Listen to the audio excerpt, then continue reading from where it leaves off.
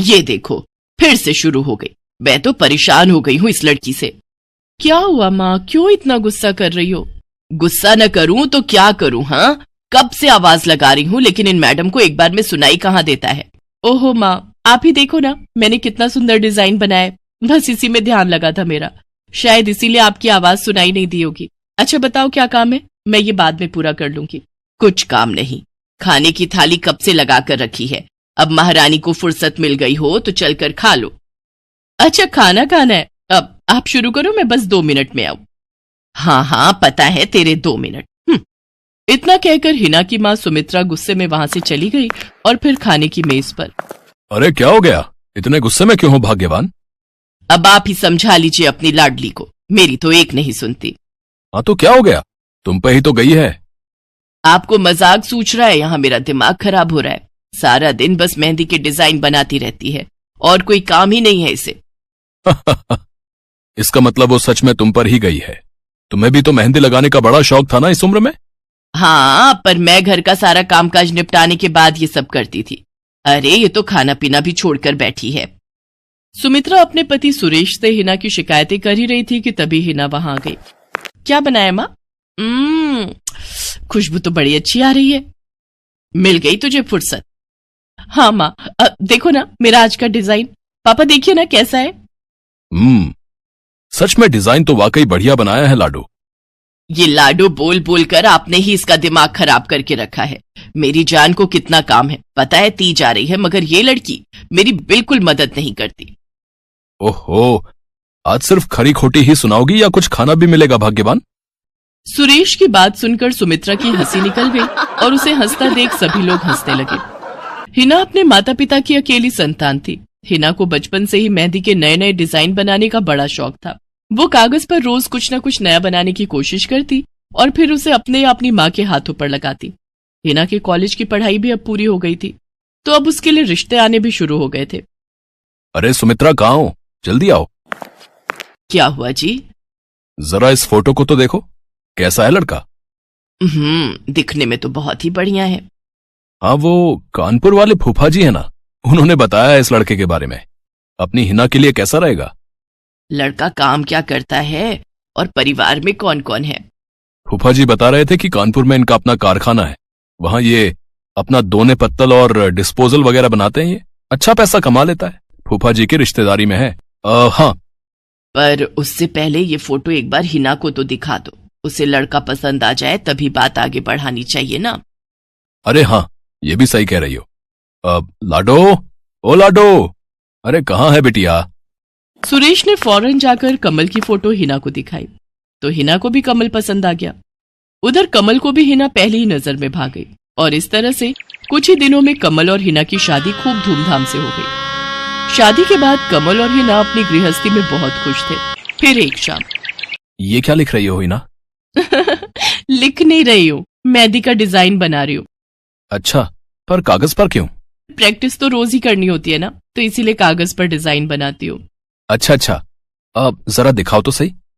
अरे वाह, ये डिजाइन क्या सच में तुमने बनाया है?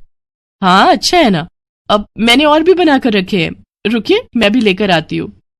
हिना ने अपने बनाए सारे डिजाइन्स कमल को दिखाए, जो कमल को बहुत पसंद आए और उसने हिना की खूब तारीफ की। सब कुछ अच्छा चल रहा था और ऐसे ही हंसी खुशी दिन बीत रहे थे। लेकिन फिर एक सुबह।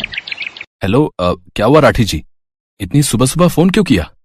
सर आप जल्दी से आ जाइए, गजब हो गया, अपनी फैक्ट्री में आग लग गई है सर, सब कुछ जल गया सर, कुछ भी नहीं बचा सर, जल्दी आ जाइए आप। फोन पर अपने मैनेजर की बात सुनकर कमल के पैरों तले जमीन खिसक गई। फैक्ट्री पहुंचा तो देखा वाकई फैक्ट्री पूरी तरह से जल रही थी। तभी एक जलती हुई बड़ी सी लकड़ी कमल पर आ गिरी, जिसकी वजह से वो बुरी तरह झुलस गया। उसे फौरन अस्पताल पहुंचाया गया और यहाँ से सब कुछ बदल गया। फैक्ट्री के काम को बढ़ाने के लिए कमल ने हाल ही में कई सारी नई मशीनें लोन पर खरीदी थी। मशीनें तो नहीं बची, लेकिन लोन चुकाने के चक्कर में पहले कमल की गाड़ी बिकी और फिर घर। मजबूर होकर कमल और हिना किराए के मकान में रहने लगे थे। फिलहाल कमल की हालत ऐसी नहीं थी कि वो कोई और काम कर सके। ऐसे में हिना ने घर चलाने का जिम्मा उठाया और वो घर घर जाकर औरतों के हाथों पर मेहंदी लगाने लगी। हालांकि इस काम से उसे बहुत कम पैसे ही मिल पा रहे थे, लेकिन हिना फिर भी पूरी मेहनत कर रही थी। क्या से क्या हो गया ना हिना, मैं किसी काम का नहीं रहा, हम बर्बाद हो गए। मैंने कहा था तुम्हें रानी बनाकर रखूंगा, मगर मेरे रहते हुए भी तुम्हें कितना संघर्ष करना पड़ रहा है। ऐसा क्यों कह रहे हैं आप बिल्कुल चिंता मत कीजिए, देखना धीरे धीरे सब ठीक हो जाएगा। हिना चाहती थी कि वो अपना एक पार्लर खोले, लेकिन फिलहाल ये मुमकिन नहीं था। मेहंदी लगाने का काम भी सीजन पर ही मिल पाता था, तो अब दिक्कत खाने पीने की भी होने लगी। ऐसे में हिना ने एक सेठ के घर मेड का काम करना शुरू कर दिया। और फिर एक दिन, सुन, तुझे कोई मेहंदी वाली पता है क्या? क्यों मैडम? अरे वो तीज आ रही है ना, तो मेहंदी लगवानी थी। हाँ, बाहर इतनी गर्मी है, अब ऐसे में कौन बाहर जाए, तो घर पर ही आकर कोई लगा दे तो बढ़िया रहेगा।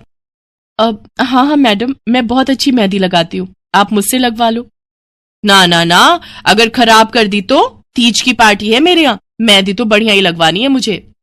मैडम आप बिल्कुल चिंता मत कीजिए, और रुकिए, मैं अभी आपको कागज पर मेहंदी का डिजाइन बनाकर दिखाती हूँ, फिर आगे आप ही तय करना। इतना कहकर हिना ने फौरन एक कागज लिया और कुछ ही देर में उस पर एक बहुत ही सुंदर मेहंदी का डिजाइन बना दिया। और फिर, अरे वाह, ये तो सच में बहुत सुंदर है, बिल्कुल नया और बहुत ही खूबसूरत डिजाइन है। अब तू ये डिजाइन मेरे हाथ पर भी सेम टू सेम लगा देगी ना?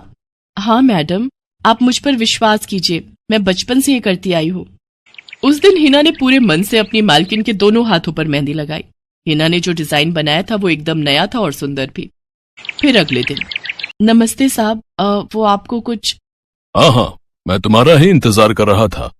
ये कल शिवानी के हाथों पर तुम ही ने मेहंदी लगाई थी ना?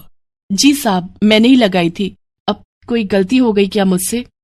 नहीं, ऐसी कोई बात नहीं है, बस ये जानना था तुमसे कि मेहंदी का वो डिजाइन कहाँ से देखकर लगाया तुमने? कहीं से नहीं साहब, वो तो मैंने खुद से सोचा था, मैं कभी कहीं से देखकर डिजाइन नहीं बनाती। अच्छा, अगर ऐसा है तो जरा ये कागज और जरा इस पर एक मोर की थीम पर बेस्ड एक डिजाइन बनाकर दिखाओ, पर याद रहे डिजाइन बिल्कुल नया होना चाहिए। जी साहब, बस 2 मिनट दीजिए।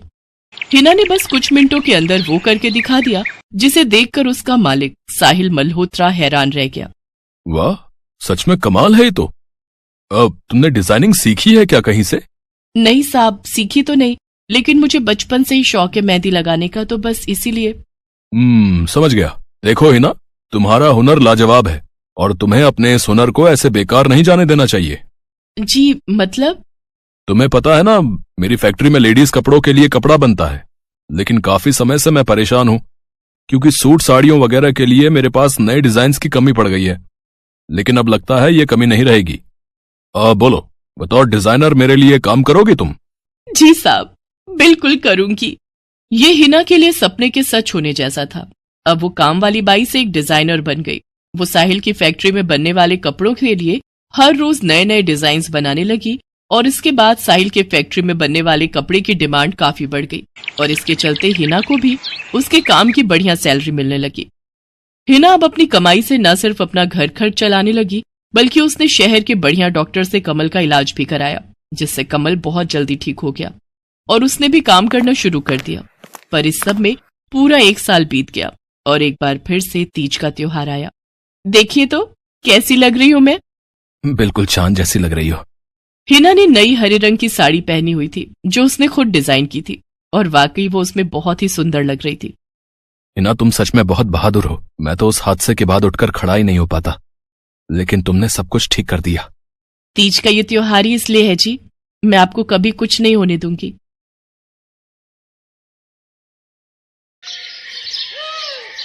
मीरा, ओ मीरा, चल तो जल्दी से आटा गूंथ दे, मैं फटाफट रोटियां सेक दूंगी। नहीं माँ, मैं नहीं गूंथ पाऊंगी, मैंने मेहंदी लगा ली है हाथ पर।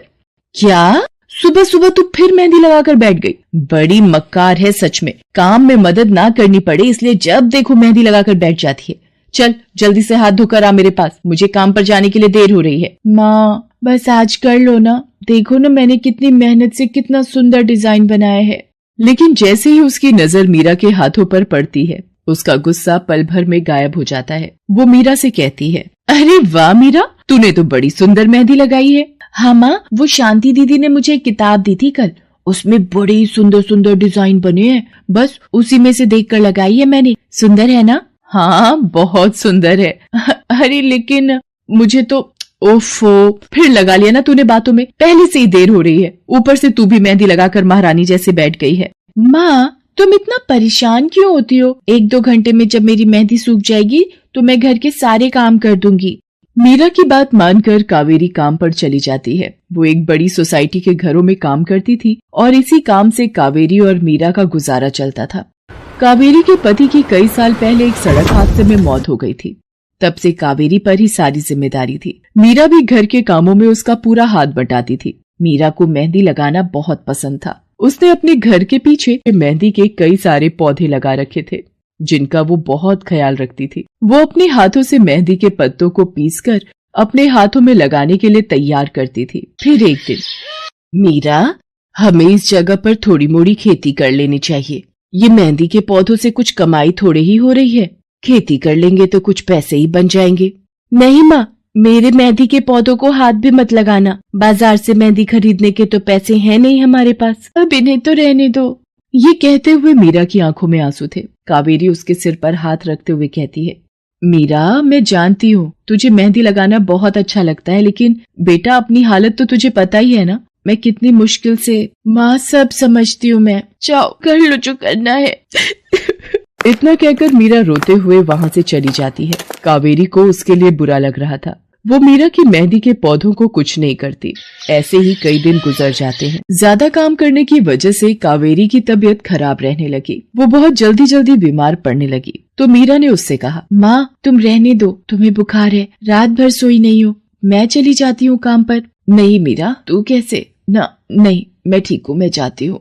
कावेरी जैसे ही उठकर चलने की कोशिश करती है, अचानक उसे चक्कर आ जाता है। मीरा उसे सहारा देकर बिस्तर पर लिटा देती है और उससे कहती है, बस माँ, अब तुम आराम करोगी और काम पर अब से मैं जाऊंगी। कावेरी घर पर रहकर आराम तो कर रही थी, लेकिन वास्तव में उसे अच्छे इलाज की भी जरूरत थी, जिसके लिए पैसे थे नहीं। दूसरी तरफ अब हर रोज मीरा काम पर जाती और लौटकर घर के भी सारे काम उसे ही करने पड़ते थे। इस सब में उसे मेहंदी लगाने का बिल्कुल भी वक्त नहीं मिल पाता था।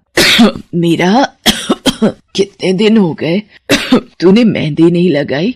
हाँ माँ, बस मन नहीं कर रहा। अच्छा, मेहंदी लगाने का तेरा मन नहीं? मैं सब जानती हूँ। मैंने बिस्तर पकड़ लिया है और मेरी फूल सी बच्ची पर सारे काम पड़ गए हैं। अब बस बहुत हो गया आराम। मीरा, जा, तू जाकर मेहंदी लगा ले, आज मैं जाऊंगी काम पर। नहीं माँ, तुम कहीं नहीं जाओगी, मैं कर लूंगी सब। और मैं सच बोल रही हूँ, मैं बड़ी हो गई हूँ, ये मेहंदी का मुझे शौक नहीं। इतना कहकर मीरा काम पर जाने के लिए घर से निकल जाती है। कावेरी की आंखों में आंसू आ जाते हैं।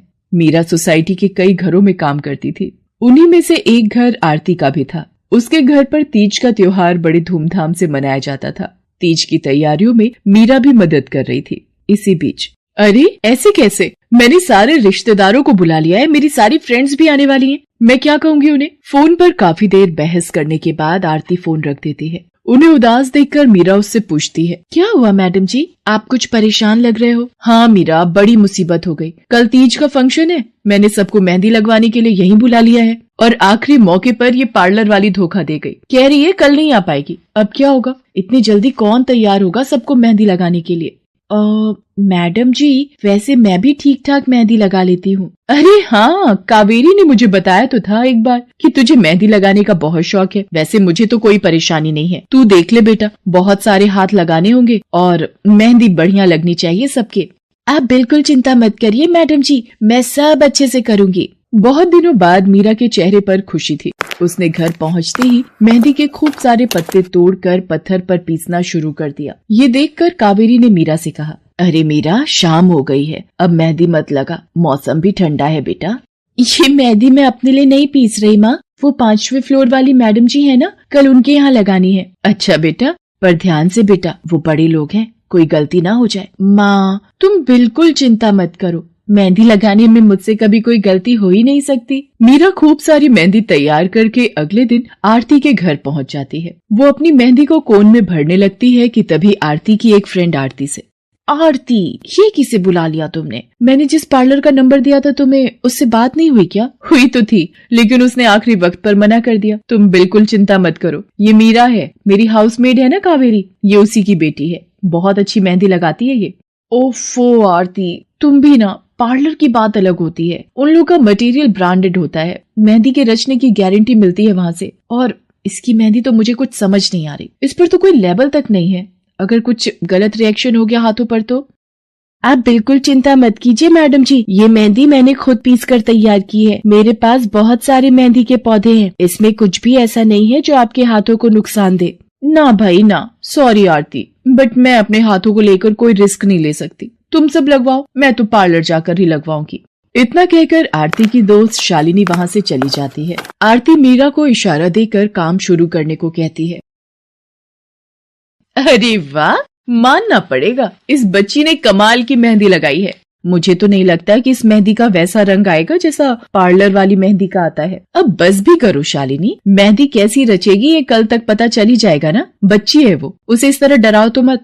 अरे मुझे क्या, मेरे हाथ कौन सा खराब होने वाले हैं, तुम ही लोग लगवाओ और तुम ही भुगतना। शालिनी गुस्से में वहां से चली जाती है। उसे पूरा यकीन था कि मीरा की मेहंदी रचेगी नहीं, साथ ही हाथों पर उसका गलत रिएक्शन भी हो सकता है, लेकिन जो हुआ वो इससे बिल्कुल अलग था। अगले दिन मीरा के घर पर। अरे मैडम जी, आप यहाँ? आपने तो आज काम पर आने के लिए मना किया था ना, मैं इसीलिए नहीं आई। हाँ, कल तुम कितना थक गई थी, इसीलिए मैंने आने को मना किया। मैं यहाँ तुम्हें काम पर बुलाने नहीं बल्कि किसी और काम से आई हूँ। अंदर नहीं बुलाओगी? अरे माफ कीजिएगा मैडम जी, आइए अंदर आइए। आरती को देखकर कावेरी भी बिस्तर से उठकर खड़ी हो जाती है। आरती के साथ उसकी दोस्त शालिनी भी थी। मीरा उन दोनों को पानी देते हुए कहती है, ये लीजिए मैडम जी, मेहंदी तो ठीक से रची ना मैडम जी? ये तुम्हें मैं नहीं शालिनी बताएगी। फिर शालिनी अपने हाथ मीरा की तरफ बढ़ा देती है। उसके हाथों पर कई जगह छाले पड़े हुए थे। ये देखकर मीरा उससे कहती है, अरे ये क्या हुआ मैडम जी? मैंने तुमसे मेहंदी नहीं लगवाई, उल्टा तुम्हारा अपमान करती रही, उसी की सजा मिली है मुझे। मैंने सबसे महंगे वाले पार्लर में जाकर मेहंदी लगवाई। मैंने उनसे जोर देकर कहा कि मेहंदी का रंग बहुत बढ़िया आना चाहिए।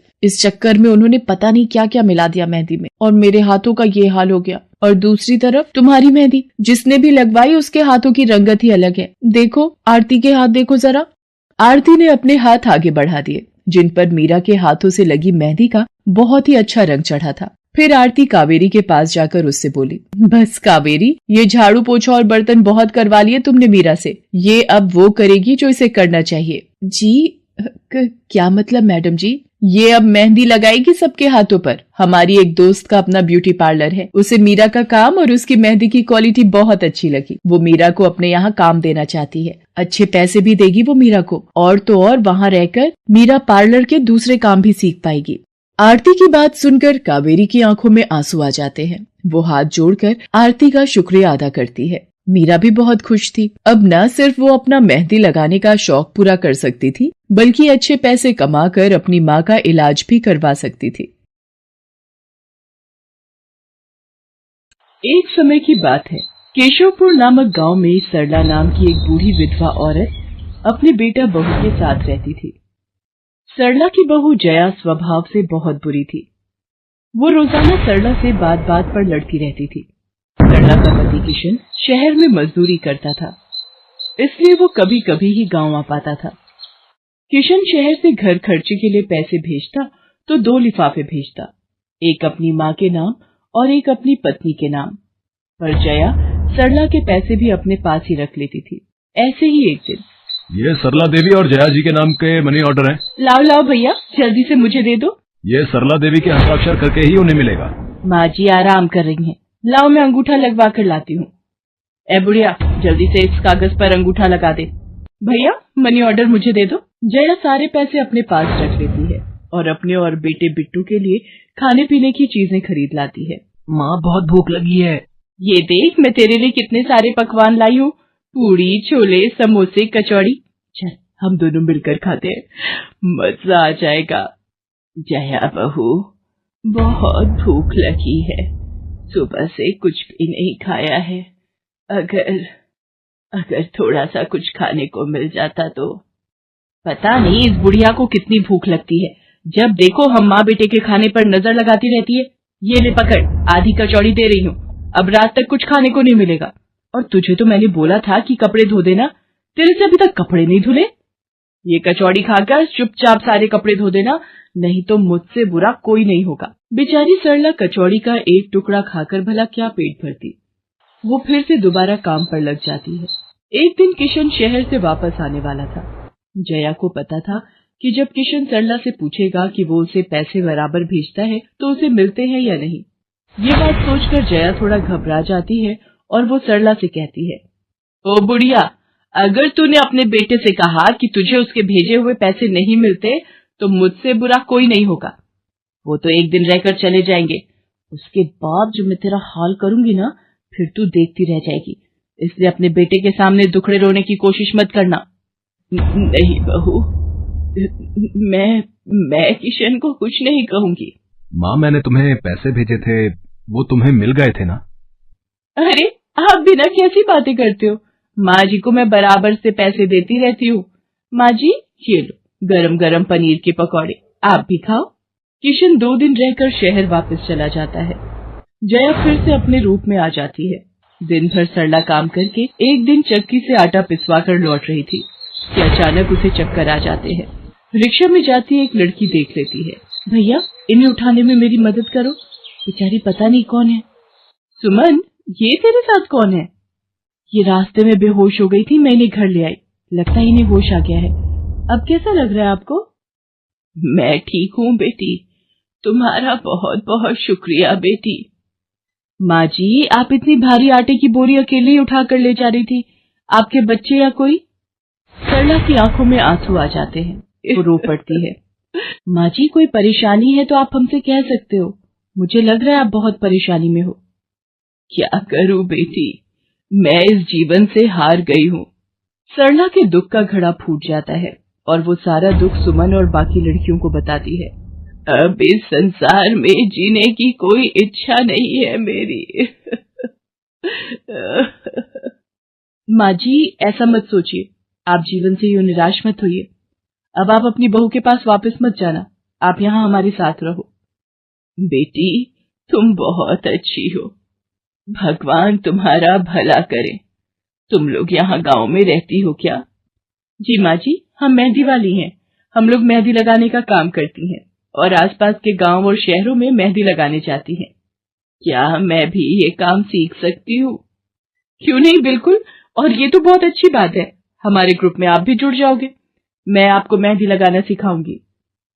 सरला अब उन लड़कियों के साथ ही रहने लगी और कुछ ही समय में वो बहुत अच्छी मेहंदी लगाना सीख गई।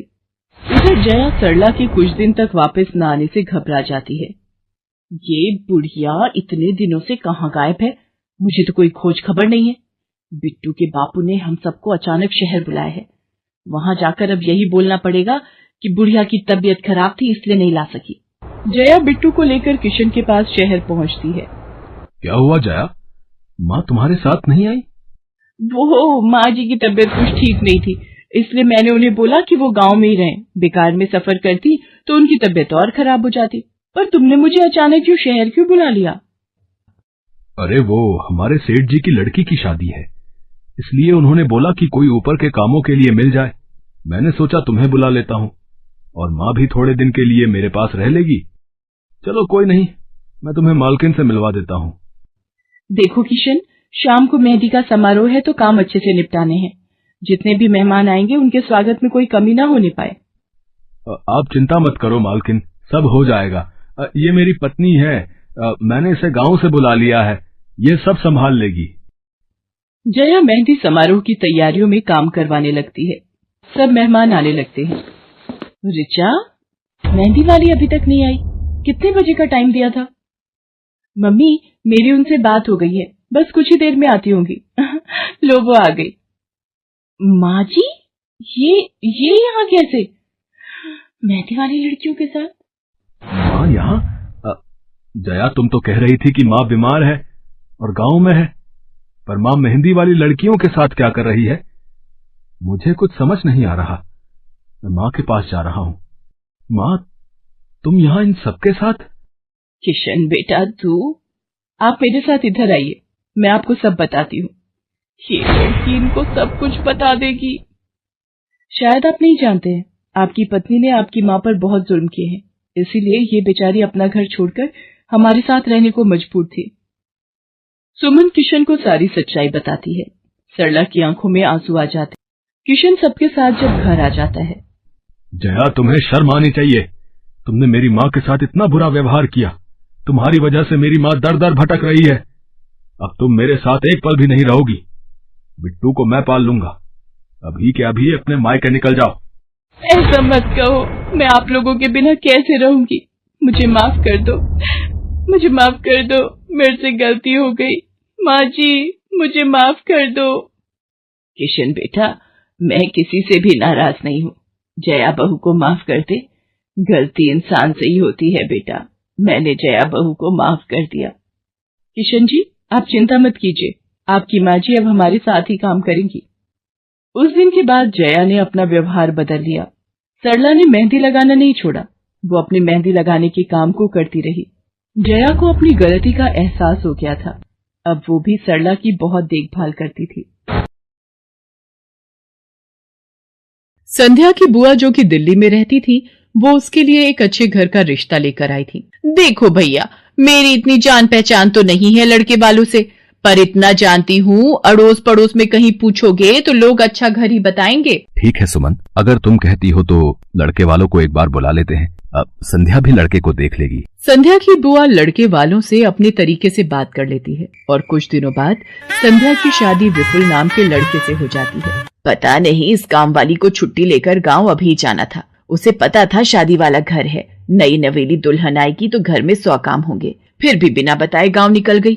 अब मैं दूसरी काम वाली इतनी जल्दी कहाँ से ढूंढूंगी। राजेश्वरी, एक प्याली चाय दे दो तो बड़ी मेहरबानी होगी। सुबह से एक प्याली चाय भी नहीं मिली है। तुम्हें तो जब देखो चाय पीने की पड़ी रहती है। पता भी है एक बर्तन नहीं है धुला हुआ जिसमें तुम्हारी चाय बना दूं। ढेरों बर्तन रसोई में पड़े हैं झूठे। माँ, मैं कॉलेज जा रही हूँ, तुम मुझे ये मत कहना कि मैं छुट्टी कर लूं और तुम्हारे साथ घर का काम करवाऊं। मेरा आज बहुत बड़ा प्रोजेक्ट सबमिट होना है, इसलिए मैं तो कोई काम नहीं कर सकती। ये लो, अब इसे भी अभी कॉलेज जाना था। अब मैं क्या करूं, कुछ समझ नहीं आ रहा। संध्या की सास राजेश्वरी अभी काम वाली को लेकर परेशान हो ही रही थी। तभी संध्या राजेश्वरी की सारी बातें सुन लेती है और रसोई में जाकर बर्तन धोने लगती है। अरे संध्या बहू, तुम ये रसोई में क्या कर रही हो? हटो हटो हटो, ये झूठे बर्तन तुमसे थोड़ी करवाऊंगी। अभी तुम्हारे हाथों की मेहंदी भी नहीं उतरी। माँ जी, आप परेशान मत हो, मैं थोड़ी देर में ही सारा काम निपटा दूंगी। आप अकेले इतना काम नहीं कर पाओगे। ठीक है, अगर तुम कहती हो तो मैं कोई और काम कर लेती हूँ। माँ, पड़ोस में किसी से पता करो, शायद कोई और काम वाली मिल जाए। मैंने पूछा था, पर अभी किसी भी काम वाली के पास समय नहीं है। पुलकित काम पर चला जाता है। संध्या सारे घर का काम करती है। अब तो रोजाना ही ऐसा होने लगा। काम वाली तो थी नहीं। संध्या की ननद पूजा सुबह होते ही कॉलेज निकल जाती और सास पैरों में दर्द के बहाने बिस्तर पर आराम करती। संध्या तो मानो घर के कामों में ही उलझ गई।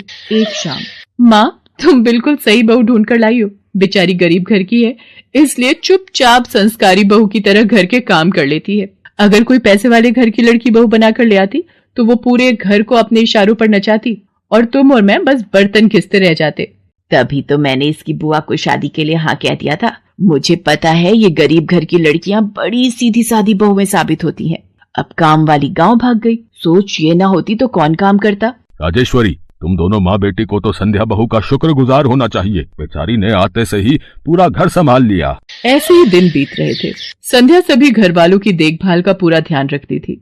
एक दिन, क्या हुआ पुलकित बेटा, तुम इतने परेशान क्यों हो? और आज तुम ऑफिस भी नहीं गए? पापा, मेरी नौकरी छूट गई है। कंपनी घाटे में चल रही थी, इसलिए उन्होंने मेरे जैसे बहुत से वर्कर्स को अचानक निकाल दिया। दिमाग खराब हो रहा है, गाड़ी की किश्त भरनी है, घर का लोन भी पूरा नहीं हुआ है। घर का खर्चा अब सब कुछ कैसे होगा, कुछ समझ में नहीं आ रहा है। पुलकित बेटा, चिंता मत कर, अब कोई ना कोई रास्ता निकल आएगा। ज्यादा होगा तो कुछ दिनों के लिए मैं कोई काम कर लूंगा। पापा, मेरे होते हुए आप काम नहीं करोगे, मैं कुछ सोचता हूँ। पुलकित दूसरी नौकरी को लेकर परेशान था। उसे कोई काम नहीं मिल रहा था। घर में पैसों की तंगी भी शुरू हो गई। पुलकित ने अपनी गाड़ी बेच दी। घर के लोन को लेकर वो परेशान था। 15,000 रुपए की किश्त उसे भरनी थी। तभी, भैया, मेरे कॉलेज की फीस इस बार बहुत लेट हो गई है। मेरा आखिरी साल है, अगले महीने की 5 तारीख तक 12,000 रुपए फीस के भरने हैं। मैं कुछ इंतजाम करता हूँ। ऐसे खाली हाथ पर हाथ रखकर मैं नहीं बैठ सकती, मुझे कुछ सोचना होगा। पता नहीं, हो सकता है किरण ने बात कर ली होगी, पूछती हूँ। हेलो किरण, मैं संध्या बोल रही हूँ। तूने बात की फिर? पार्लर में जगह खाली है क्या? हाँ, मैंने बात कर ली है। 12,000 रुपए महीना देंगी रविता मैम। बोल, तू हाँ बोलती है तो मैं बात कर लेती हूँ। ठीक है, तू हाँ बोल दे, कम से कम कुछ तो पैसे आ जाएंगे। संध्या पुलकित से पार्लर में मेहंदी लगाने की नौकरी की बात करती है। पहले तो वो मना करता है, पर संध्या उसे समझाती है। पुलकित, मैं जानती हूँ आप परेशानी के दौर से गुजर रहे हो। मैंने आपसे शादी के बाद हर सुख दुख में साथ निभाने का वादा किया था और आप परेशान मत हो, मैं घर और बाहर दोनों का काम एक साथ संभाल लूंगी। ठीक है संध्या, तुम कल से पार्लर में नौकरी के लिए जा सकती हो। अगले दिन से संध्या सारे घर के काम के साथ साथ पार्लर भी जाती और वहां पर पूरा दिन मेहंदी लगाने का काम करती और शाम के वक्त घर आती। संध्या बहुत मेहनत कर रही थी ताकि वो अपने परिवार की मदद कर सके। संध्या बहुत सुंदर मेहंदी लगाती थी। ये बात उसकी सास को तब पता चली जब उसने पार्लर में काम करना शुरू किया। संध्या को पार्लर में काम करते हुए 1 महीना बीत चुका था। पार्लर की मालकिन रविता भी संध्या के मेहंदी लगाने के काम को देखकर बहुत खुश थी। संध्या, तुम सचमुच बहुत मेहनती हो। पिछले 1 महीने में बहुत से क्लाइंट तुम्हारी तारीफ कर रहे हैं और अपनी फैमिली फ्रेंड्स की शादी या सगाई फंक्शन के लिए तुम्हें ही मेहंदी के लिए बुक करना चाहते हैं। और हाँ, ये तुम्हारी सैलरी 12,000 रुपए। बाकी ये तुमने ओवर टाइम भी शादी के सीजन में बहुत किया है, उसके 6,000 रुपए अलग से दे रही हूँ। थैंक यू मैम, आपने मेरे काम की इतनी तारीफ की। मैं तो बस भगवान की कृपा से मेहनत से करती हूँ। संध्या घर आ जाती है और 12,000 रुपए पूजा के हाथ में रखती है। पूजा, ये तुम्हारी कॉलेज की फीस के पैसे, तुम कल ही अपनी फीस जमा कर देना।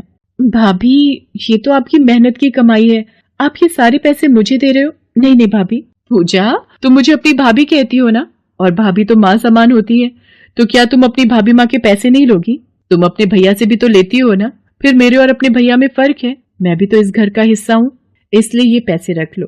मुझे माफ कर दो भाभी, मैंने ना जाने आपके बारे में क्या क्या गलत सोचा। पुलकित को भी दूसरी नौकरी मिल जाती है।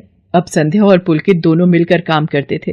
राजेश्वरी और पूजा भी अब संध्या की घर के कामों में बहुत मदद करती थी। परिवार में खुशियां फिर से